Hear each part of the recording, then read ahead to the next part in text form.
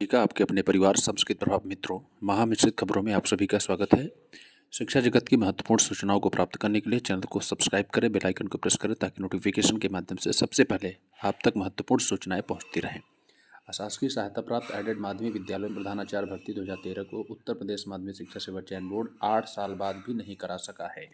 वर्ष 2022 की शुरुआत के साथ ही चयन बोर्ड ने इस भर्ती को पूरा करने की दिशा में प्रयास शुरू किए, लेकिन 3 सप्ताह में आवेदन पत्रों को सत्यापन ही नहीं करा सका। राष्ट्रीय शैक्षिक महासंघ ने एक बैठक कर कहा है कि अगर 27 जनवरी तक साक्षात्कार पत्र जारी नहीं किए जाते तो चयन बोर्ड के समक्ष आमरण अनशन शुरू किया जाएगा। शैक्षिक महासंघ उत्तर प्रदेश की बैठक अल्लाहपुर के रामानंद नगर में सोमवार को मनीष त्रिपाठी के संयोजन में हुई। मनीष त्रिपाठी द्वारा हाईकोर्ट में लगाई गई याचिका अवमानना के जवाब में चयन बोर्ड सचिव ने 31 जनवरी 2022 तक साक्षात्कार करा लेने का हलफनामा दिया था।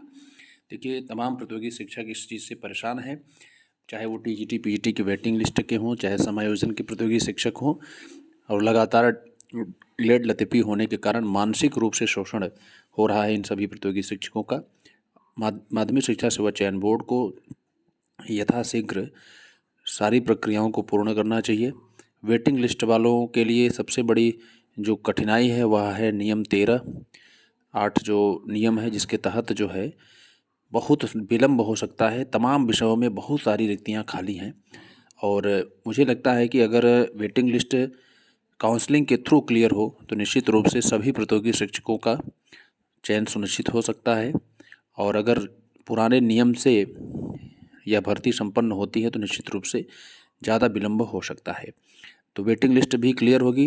वेटिंग लिस्ट के लिए एक लेटर जारी किया गया है, यानी कि रिक्तियों का ब्यौरा मांगा गया था उच्चाधिकारियों के द्वारा। तो निश्चित रूप से यह प्रक्रिया आगे बढ़ेगी और चुनाव आचार संहिता इस पर कुछ न कुछ असर डाल रहा है। और एक तरीके से कोरोना भी आ गया। कोरोना की स्थिति भी सही नहीं होने के कारण ये सभी कारण हो सकते हैं, लेकिन पुरानी भर्तियों पर चुनाव आचार संहिता इत्यादि का कोई प्रभाव नहीं होता है।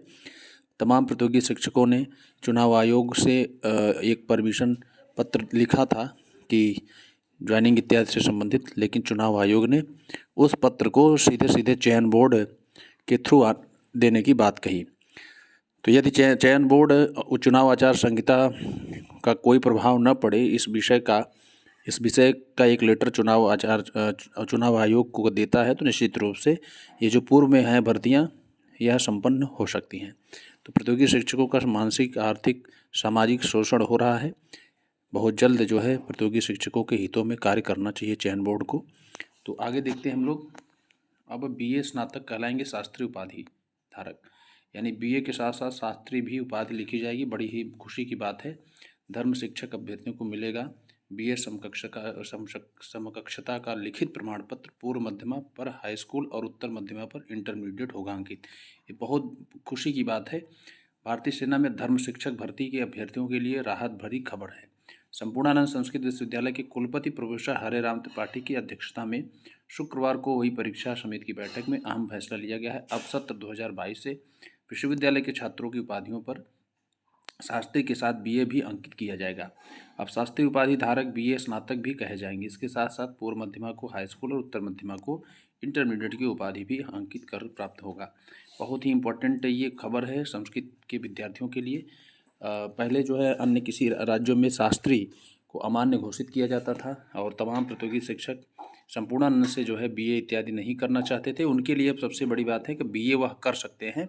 और जैसे झारखंड इत्यादि जिलों में नियुक्ति में शास्त्री बीए जिसके मार्कशीट में बीए या स्नातक लिखा रहता था उन्हीं को नियुक्ति पत्र मिलता था। और उन साथियों के लिए सबसे राहत भरी खबर है कि अब बीए के शास्त्री के साथ साथ बीए भी अंकित होगा और पूर्व मध्यमा में हाई स्कूल, उत्तर मध्यमा में इंटरमीडिएट अंकित होगा। इससे अन्य किसी भी जगहों पर जो आपत्तियां आ रही थी वह आपत्तियां अब नहीं आएंगी। तो बड़ी अच्छी खबर है। और धर्म जो जेसीओ की परीक्षा होती थी संस्कृत वालों के लिए सबसे अच्छा मार्ग प्रशस्त हो चुका है। जेसीओ में भी शास्त्री वालों को नहीं लिया जा रहा था, अब लिया जाएगा। दूसरी खबर है पुरानी पेंशन बहाली का मुद्दा चुनाव पर डालेगा असर। अटेवा पेंशन बचाओ मंच उत्तर प्रदेश में पुरानी पेंशन बहाली के निजीकरण को रोकने के लिए लगातार संघर्ष कर रहा है। राजनीतिक दलों व जनप्रतिनिधियों से मिलकर पुरानी पेंशन बहाली की मांग कर रहा है। जिसका असर आने वाले यूपी विधानसभा चुनाव पर पड़ेगा। प्रदेश मीडिया प्रभारी डॉक्टर राजेश कुमार ने बताया कि इसका बहुत व्यापक असर पड़ेगा और पुरानी पेंशन बहाली का मुद्दा चुनाव के गुणागणित को बनाने और बिगाड़ने में अहम अहमियत रखता है। यूपीटीटी के 8 अभ्यर्थी और सालभर गिरोह के सदस्यों समेत 89 गिरफ्तार एसटीएफ को कई की तलाश। यहाँ से देख सकते हैं, शिक्षक पात्रता परीक्षा की उत्तर कुंजी 27 जनवरी को होगी जारी।